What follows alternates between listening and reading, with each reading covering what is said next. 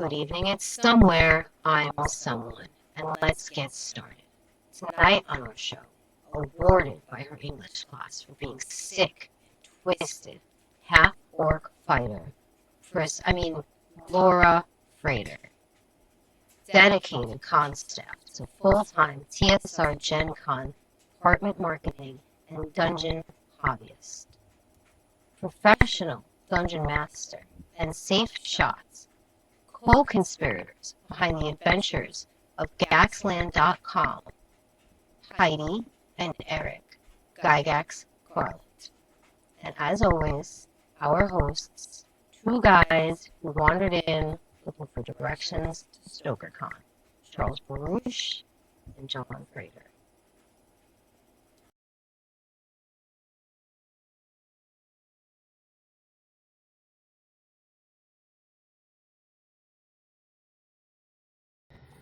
So I'd like to share a little excerpt of one of our stories, which is actually an adventure for Dungeons & Dragons 5e, based in 1948. This is called A Sanguine Horror. It is part of our Shadows over Lake Geneva series, which is 1948 Lake Geneva. This is after the party has gone through many adventures, tunnels, discovery, and we're coming near the end of the adventure. Bathed in the flashing red glow, the lab workers look up from their work. One of them removes her goggles while walking towards you. She is tall, with auburn hair, and sneers at you with recognition. Stepping up to the wall to one side of the glass barrier, she reaches out to an unseen panel and presses a few buttons.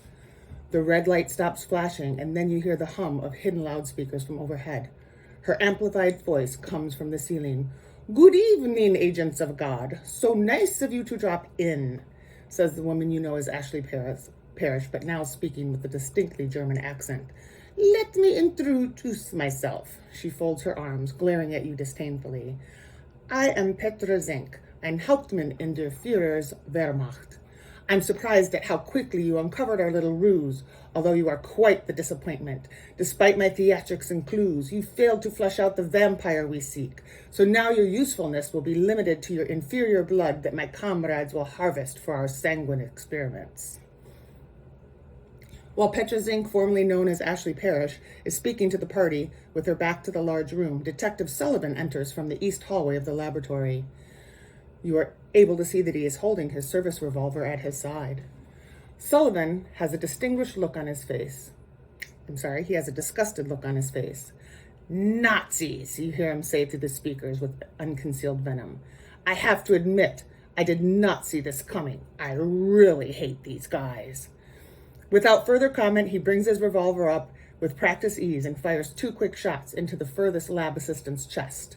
As the man is stumbling backwards, Sully brings the pistol around and shoots the other man twice as well. The room echoing with gunfire, he turns towards the woman you all knew as Ashley Parrish and points the gun in her direction and hesitates. The Nazi officer has again placed her hand near the unseen control panel to the side of your cell. "Stop," she yells. "Shoot me or approach, and your precious agents will die. If I press this button, their cell will fill with Zyklon B gas. One breath, and they'll be dead within minutes." Sully deliberately places his firearm on a nearby counter and raises his hands, showing them to be empty. He slowly walks towards the Nazi officer. "Other deputies are on their way," he said softly. "They will see my car at the entrance of this place, and they will find us. You should surrender." He stops walking when he is about 20 feet away from the spy and looks at her with a serious expression. Petra Zink meets his gaze, and her expression softens for the merest instant. Her hands move away from the controls and drop to her side. Suddenly, her eyes fly wide open and she screams, "No!" Sully leaps 20 feet across the room, almost as if flying, and grabs her into a powerful embrace. Fangs are briefly visible, and then he forcibly brings his mouth down against her neck and feeds until she collapses on the floor. Her wound is a mortal one. Blood pools around her body. He looks down at her disdainfully. "Your plan was a clever one, Nazi. You did manage to flush out a vampire after all." He walks back across the room, retrieving his revolver as he goes. Casually, he shoots each of the lab assistants in the head with his last 2 rounds.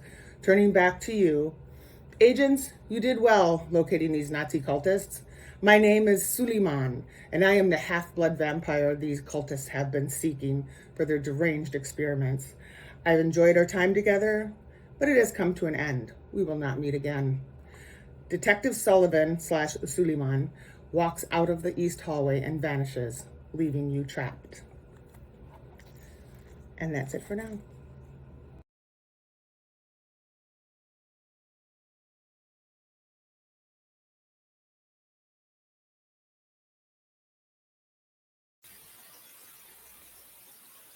Hi. Okay. Greetings. So, I Yeah. understand there's a cute story about how you guys met. We met, we were actually at a game convention, and yeah. And I didn't know, Eric asked to take a picture with myself and my sisters because his friend, who's an artist, Knew who they were. yes, knew who we were. And so that was probably all we really interacted at that convention. The next year he came to GaryCon again, and I was there, and we talked a little bit, and I think we played the game together. Yeah, we played the game. Year 3, you stole my glass of bourbon. Yes. And then we became friends, and we've been friends ever since. Yep. Well, my story's easy. John followed me home from the movies. At least that's what we tell people.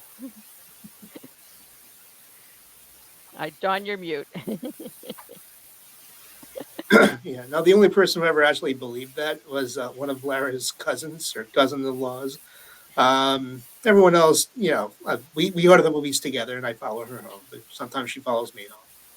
It's called being married for 25 years. Yeah, I find it in the bed all the time.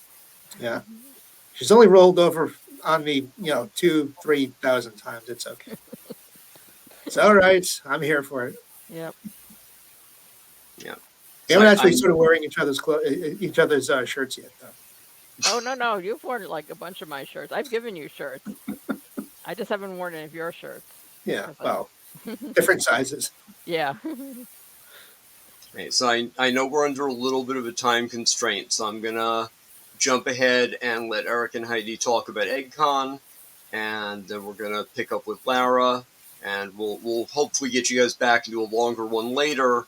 But we did have some tech issues, guys. This is not their fault. This is entirely me. But we're going to proceed and get everything out there because we're time constrained and we want to make sure that EggCon gets its attention. All right. Well, thank you. And hopefully you can get back some of those interesting stories. Otherwise, it's been great.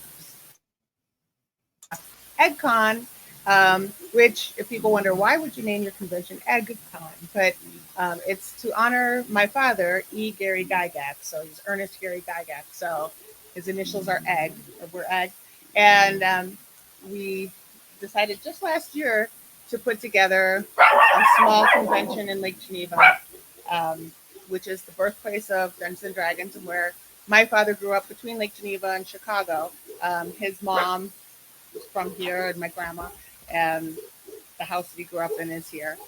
And my parents met here and lived here all their lives. So this is the place we really wanted to hold a convention, do a little mini con over his birthday weekend, which last year and this year worked out perfectly. The 27th is still part of the weekend, the July 27th.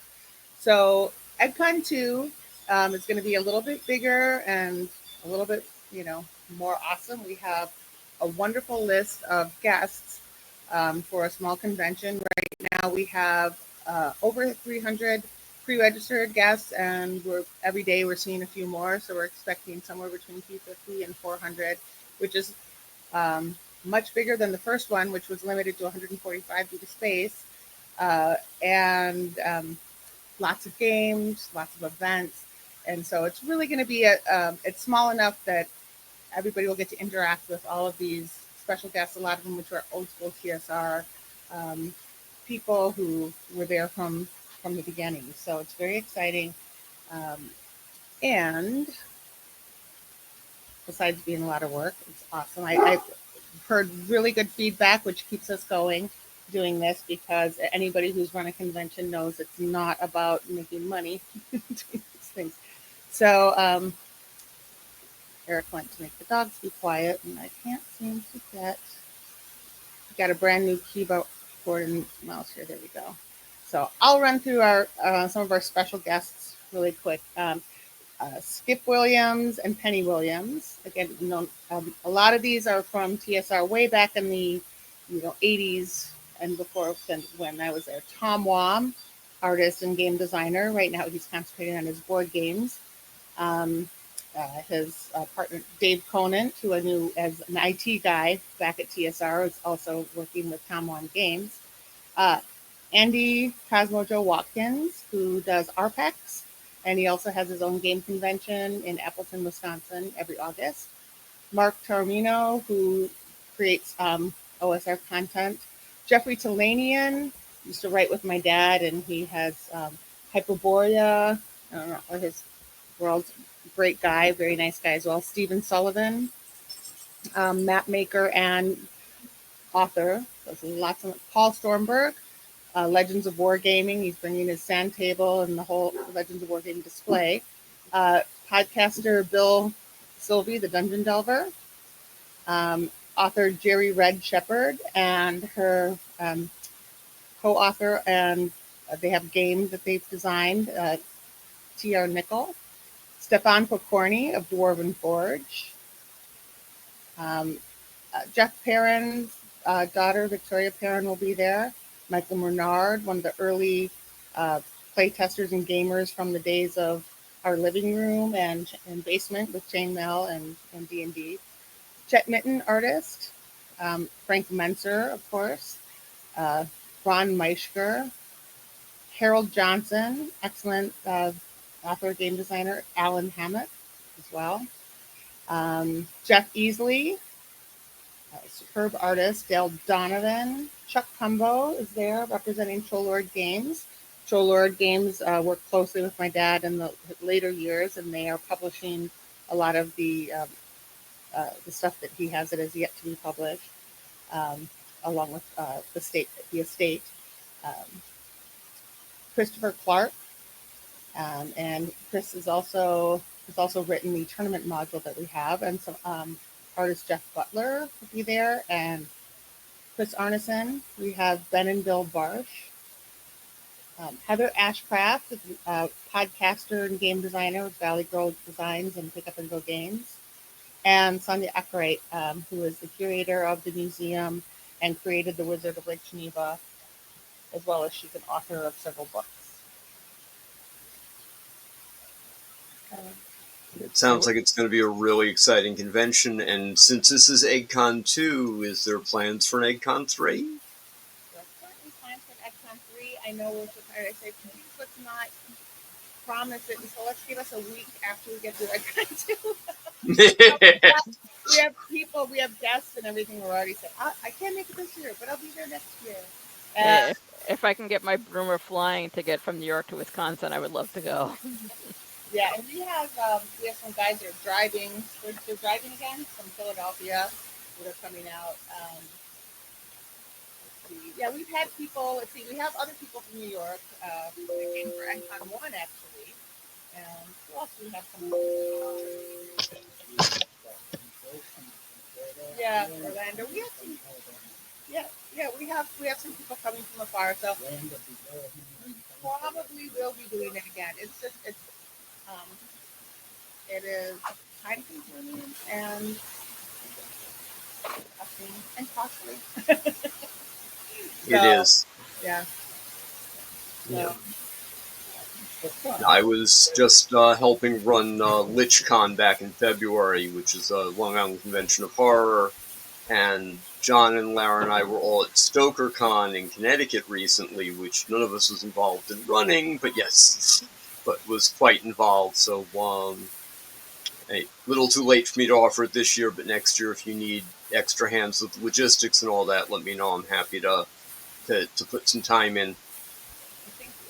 Yeah, it's and also, the whole thing is it's Lake Geneva in summer, and you're talking about Lake Geneva, Wisconsin. It's a little town, but it's a tourist town. This is where a lot of people, a lot of Chicago people and people from other areas come here. Um, Weekends in the summer, people have summer houses, so weddings are here. So it gets very expensive. So as far as people look into the cost of rooms, the cost of venues, we can't get some of the hotel venues because we're competing against weddings. So Yeah. anyway, yeah, but we're making so we'll probably just stay a smaller con, and which I think a lot of people enjoy having that experience of a little bit smaller, more intimate con, especially if we can continue to get the quality of the guests that we have participating. I'm happy for Very, very cool. So we're gonna let Lara read, and we're gonna let you guys sneak out because we know you have a house full of small children who are making demands on you. And And that's a dangerous combination. Oh yeah. yes, yes. And otherwise, we might let Lara read to your small children, and we'll see what that does. But thank you guys very much for coming out, and I'm sorry we had our technical difficulties. I'm glad you soldiered on with us, and we'll put links in the description when we put this out tomorrow morning so that everyone can find out about EggCon, and I wish you guys all the luck in the world with it. Like I said, we'll try to get you guys back on. Maybe you can give us a post-con report and tell us how it went. And if we would have had time, we would have done a little reading from one of our Shadows over Lake Geneva modules where we had an excerpt from. Ooh, if you're willing to do that separately and send it, we will add it to this episode. Yeah. It would be very exciting for us. Okay. Thank you very much, guys. Thank you, guys. Thank you. With any luck, Lara and I will see you guys in Lake Geneva at some point. Yeah. All right. All right. Take care. Gotta get a broom. Take care. Okay. Bye. Lara, it's up to you now. Uh-oh. All right. Second. Okay. So I'll be reading from Jersey Devils. This is a book takes place in 1962 about a B-movie film crew that's filming in the Pine Barrens in New Jersey and finding out the monster is actually real. So this is kind of where in the middle of the book where the main character and the private detective are trying to find an actor who went missing. Okay. B-roll. External, external, the woods, day. The monster is hiding behind a tree. He watches the doomed couple walk by. He waits. When the couple pass, he comes out. He is a hideous creature. The sky darkens and it looks like heavy rain. Jake parked close to a trailhead. When Nora got out, she could see the set for the pine trees. They had stopped there briefly and found that Andy had not returned. It started raining, and Nora put on her rain bonnet. This is the closest trail to your set. It's a tough one. Tougher than the one we just did? Nora asked. That wasn't really a trail. This one at night and wet, your actor could have easily tripped and fallen. He's not my actor. Nora looked at her kitten-heeled Mary Janes, not really meant for walking. You'll be fine in daylight, Jake assured her. Just walk wherever I do. I'm more worried about damaging my shoes. It will be muddy. I can get Gates. Oh, what the hell? Let's go. They walked the trail. The sky darkened and Nora worried about heavy rain. Andy, she yelled out. Andy, are you here? She knew it was pointless. If Andy was here, he would have seen the set. They had to go deeper. The trail narrowed and they got to a wooden post with a lined paper notebook and pen. What's this? Dora asked. It's a sign out book, Jake explained. We put our names in when we enter the trail and sign out, then sign in when we get back. So the ranger knows everyone came back from the trail. Did Andy sign? Nora asked. Jake shook his head and signed the book. We're the only ones today. She followed Jake as they walked the narrow sandy path, the trees and bushes trimmed enough to give him a small single file path. Nora walked closely behind Jake, trying to walk the same steps as him. She turned and no longer saw the trailers. Andy, she called out. No response. The rain got heavier. Nora no longer felt hot. Now she felt a chill. From the edge of the trees came a mist and the sky darkened more. Is this normal? Nora asked. Sort of. Yes, sort of. I mean, there are lakes and rivers here, but I've never seen a mist come up this fast. Nora heard something and identified as steps. As it got closer, she couldn't figure out what was making the distinct sound. Clip, clip, clop. Clip, clip, clop. Clip, clip, clop. What is that? She asked, her voice shaky. A horse standing on tippy toes? Someone riding a horse in the middle of a foggy rainstorm? Even though Jake was next to her, he sounded far away. The sound got louder. To Nora, it seemed like to come from everywhere. She touched Jake and they huddled together. Hello, Jake called out. Who's there? The footsteps stopped. Hello, someone shouted. Nora didn't recognize the male voice. It wasn't anyone from the set. We lost it, a woman said. Two people came out of the fog, a woman and a man, and judging by the clothes, they looked like more beatniks. They were dressed entirely in silver. The man wore a headband of what looked like Christmas lights. Oh, hello, humans, the man said. Hello, Jake no longer sounded far away. I am Dr. Tang, and this is my assistant, Elsa. We're looking at weather patterns. How do you do? Nora might be terrified, but she had to be polite. Nora reached out his hand, but neither Tang nor Elsa responded. Did you hear that awful sound? Jake asked. That was the wind, Tang said, matter of fact. The wind sounded like a horse. No horse here. The wind carries sound sometimes from far away. Say, Tang, Jake started. Dr. Tang. Dr. Tang, we're looking for someone. Tall, blonde, looks like he needs to take a shit. Nora resisted laughing. I have not seen this man, and I am afraid that with this fog, he will be difficult to find. We have to try, Jake said. Please. It will be dangerous. The path is treacherous. I understand, but a man is in danger. You seem to know your way around this fog. Why don't you take us around? Dr. Tang's expression didn't change. Very well, follow us. They made a line. Dr. Tang went first, followed by Jake, then Nora, then Elsa. They walked in silence for about 5 minutes, then the fog lifted. Nora screamed louder than she had when filming. Jake grabbed her and held her to his chest so she couldn't see, but it was too late. The image was already burned in her mind. The body of one of the beatniks, the one without shoes, the one who told her to beware of the blue moon. He had been tied to a low tree by his hands, and his guts hung out. And that is from Jersey Devils. And if you want to read more about that, the book is available on Amazon, both in online, both as an ebook and in print. And okay, I'm coming back. Yeah, we're coming back.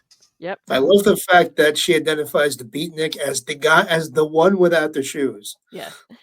Yeah, and this is a series, right? Yes, this is book one, and there's 2 other books which haven't come out yet.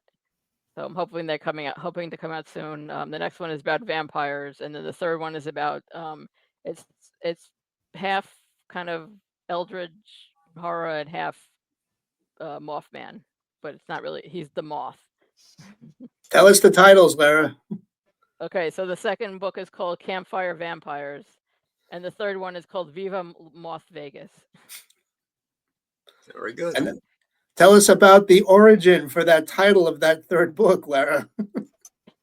Okay, so when we were in Las Vegas about 2 years ago, I found a card on the window that said, "Please be aware that moths are often attracted to light, and they could be soaring by the windows." I did not actually see any moths once, but the card inspired me to write for that title. And even So though technically, yeah, the thing that confuses me about that story is we were never in Vegas together. I don't know why John's implying that. You were busy with other things. I Yes. was busy with many other things. John And and not in I were Vegas. in Vegas. Ironically, we met Luke Gygax there. Yes, Ah. that's true. Yes, yeah. I didn't know you guys were a couple. I'm shocked. Yeah. I said. Yes. Well, he was running a celebrity game at the event we were at, and one thing leads to another. Yeah, Luke is a very nice guy. I've had the Yeah, opportunity. he's really nice. Yeah. Sweetheart. Okay. So what do you got coming up next in the way of writing projects? Oh my gosh, so much. Well, right now I said I'm finishing up the other 2 books for the Miss Davis series, and then I have End of the Line. I don't know if you want me to sign your copy, Chuck. Oh, yes, I got a copy at Stoker. This Yeah. is my Stoker pile over here. Yeah, if you would sign that, I'd appreciate it. Thank you. Ah, All right. Thank you. Yeah, I'm sorry, I'll just- Mr. Nine Tickles got Okay. loose. Let me just sign this. Parasites are difficult. Yes. Let me just sign this, and here you can have this back. Okay. Yeah. So that is actually the old cover for End of the Line. That is the previous cover, and there's a new I'm sorry, I cover. have to cover while you Yeah, say the that. new cover, and the first book is that first book is out, and the line is about zombies, and then the second book is out is called Stuck in the Middle, and after that there'll be a third and fourth book, and then a prequel, and it all takes Woo! place. It's all about the apocalypse. And Everything is. yeah, also I have a story coming out in the anthology. Okay, the half Soulstring magazine. Mythologine. Yes, there we go. Half I'm magazine. the Lara half English anthology. translator. I'm sorry, good? Half magazine, half anthology, but that it's coming out. I think it might already be out, or maybe coming out tomorrow. Fear and By the time- Loathing? It's Fear and Loathing. Yes, it's Yes, it has just come out. okay. So it's just come out. I don't have my copy yet. And I wrote a short story. Now apparently is a genre called stabby feminism. So so apparently it is my stabby feminism song story. you could totally rewrite it as a song, though. Yes, I probably can, but there's already a lot of really good stabby feminist songs. So That's true. and I'm not really, I I'm not really personally a blame songwriter. Carol Geisander for that term, by the way. Yes. Did she actually come up with it, or did one of the publishers? I come up with don't it? know, but she's Yeah. the one I hear it from the most. So. Yeah, She's been I- popularizing it, so she might as well take the credit for it. I'm very happy to be in it to write something in that genre. I think unfortunately going to see a lot of it right now. So because we live on yeah. Things are starting to trend in certain directions. I will agree with. Yeah. And so so I'm working on that. I'm working the End of the Line is that it actually is already at the publisher. So that, and then I have, this is my other book of the series. This is the first book of Paranormal Pest Control, which is about demonic bugs. And it the second book I'm working on, although I was hoping to get it out a little bit sooner than 2 years, but hopefully next year I'll have it done. It's just so much, not enough brain time where the brain wants to work, and Well, day jobs take some of it too. yeah. So day jobs, obligations, and trying to write a little bit every day. Very good. Thank you for being on, and thank you for our guests, Heidi Gygax-Garland and Erik Garland. And sorry for the technicals that made this a little shorter episode, but we're going to have this out, and we're going to, when we get that reading from them, we'll add it to our short bites, and hopefully we'll see all you guys next week when we are picking up with who's on for next week. Actually, wait. Actually, Danny knows that. Oh, Danny! Oh, Danny! Danny! And that's our show. There are links below for Heidi Gygax-Garland, Erik Gygax-Garland, Lara Frater, as well as our hosts, Charles Baruch and John Frater. Upcoming guests will include Jeff Gomez, Teal James Glenn, Randy Dawn, and others we can't mention just yet. If you are horror adjacent in books, comics, film, streaming, and want to be on the Horror Words podcast, email drownedrat@horrorwords.com. We'd like to thank our sponsor, Raventail Publishing. Good night.